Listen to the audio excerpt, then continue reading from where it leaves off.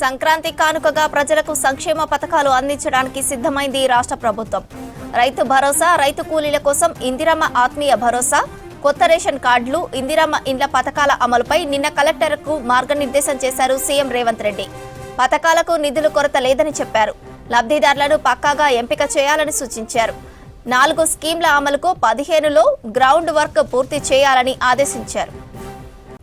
సంక్షేమ పథకాల అమలుపై మరిన్ని వివరాలు యాదగిరి అందిస్తారు.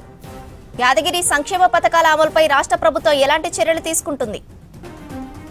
కానుకగా ప్రజలకు 4 పథకాలను అమలు చేసే విధంగా ప్రభుత్వం ఆల్రెడీ ఇప్పటికే ప్రకటించింది. దానికి సంబంధించినటువంటి విధి విధానాలు కూడా ఖాళీ చేసింది. దీనికి సంబంధించే గ్రౌండ్ లెవెల్లో నిజమైనటువంటి అర్హులను ఎట్లా ఎంపిక చేయాలి ఏంటి అనే దాని మీద నిన్న అన్ని జిల్లాల కలెక్టర్లతో సీఎం రేవంత్ రెడ్డి సమీక్ష నిర్వహించారు.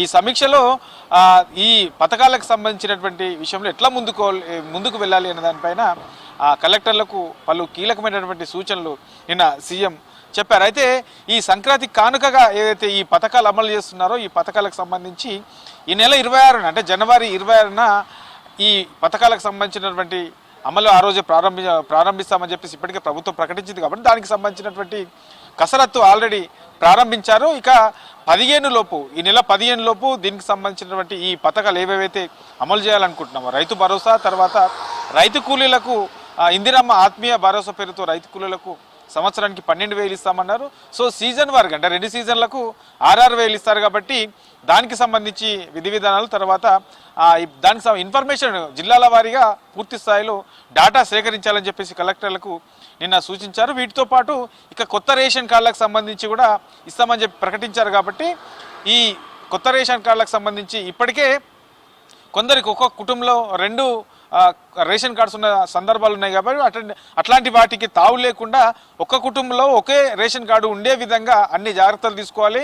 ఆ అర్హతలకు సంబంధించి కూడా ఎవరెవరు ఈ రేషన్ కార్డులకు అర్హులు అనేది అనిపిందా కూడా పూర్తి స్థాయిలో కలెక్టర్లు ఆ బాధ్యత తీసుకోవాలని చెప్పేసి నిన్న సీఎం రేవంత్ రెడ్డి చెప్పారు. కాబట్టి ఇక దీంతో పాటు ఇందిరమ్మ ఇండ్లకు సంబంధించి సర్వే కూడా కొనసాగుతుంది. మరో 4-5 రోజులలో ఈ సర్వే పూర్తి కాబోతుంది. ఆ సర్వే పూర్తి అయిన తర్వాత మొదటి విడతలో ఖాళీ స్థలం ఉండి ఎవరైతే ఇల్లు లేని వాళ్ళు ఉంటారో ఆ ఇల్లు లేని వాళ్లకు మొదటి ప్రాధాన్యతలో ఇందిరమ్మ ఇల్లు ఇస్తామన్నారు. కాబట్టి దీనికి సంబంధించినటువంటి అర్హుల ఎంపిక కూడా మరో 4-5 రోజుల్లో ప్రారంభం కాబోతుంది. సో మొత్తానికి ఈ 4 పథకాలకు సంబంధించి జనవరి 26 లోపే పూర్తి స్థాయిలో ఆ లబ్ధిదారులు ఎవరెవరు ఎంత ఉన్నది, రైతు భరోసా సంబంధించి ఎంతమంది ఉండే అవకాశం ఉంటుంది, దీనికి సంబంధించి పంట భూములు ఎన్ని ఉన్నాయి, ఇవి కాకుండా బీడు భూములు, తర్వాత ఈ రియల్ ఎస్టేట్ వెంచర్లకు సంబంధించి, జాతీయ రహదారులకు సంబంధించి ఇట్లా ఇచ్చిన భూములు ఎన్ని ఉన్నాయి, గతంలో రైతు బంధు పేరుతో ఇచ్చినటువంటి ఏదైతే ఈ పంటలు సాగు చేయలేని భూములు కూడా ఇచ్చారు. కాబట్టి వాటికి సంబంధించినటువంటి పూర్తి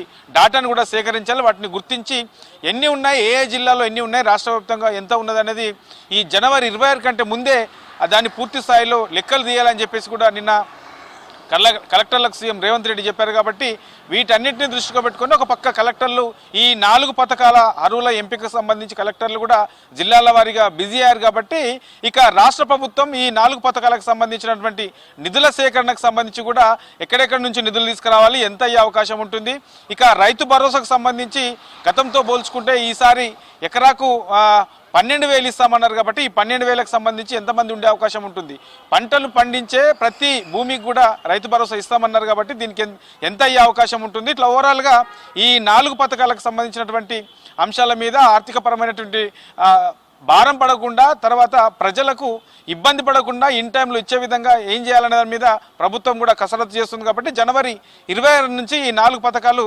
ప్రారంభిస్తున్నారు. దానికి సంబంధించినటువంటి విధి విధానాలు, తర్వాత అర్హుల ఎంపిక సంబంధించి అటు కలెక్టర్లు ఇటు ఉన్నత స్థాయి అధికారులు కూడా బిజీ అయ్యారు. మొత్తానికి ఈ 4 పథకాలకు సంబంధించినటువంటి అంశాల్లో ఎక్కడ కూడా తప్పిదాలు జరగదు. గతంలో పథకాలకు సంబంధించి ఏ పథకం తీసుకున్నా అందులో అక్రమాలు జరిగాయని చెప్పి, తర్వాత ఆ పార్టీ నేతలకు ఇచ్చారని చెప్పేసి పెద్ద ఎత్తున ఆరోపణలు కూడా వచ్చాయి.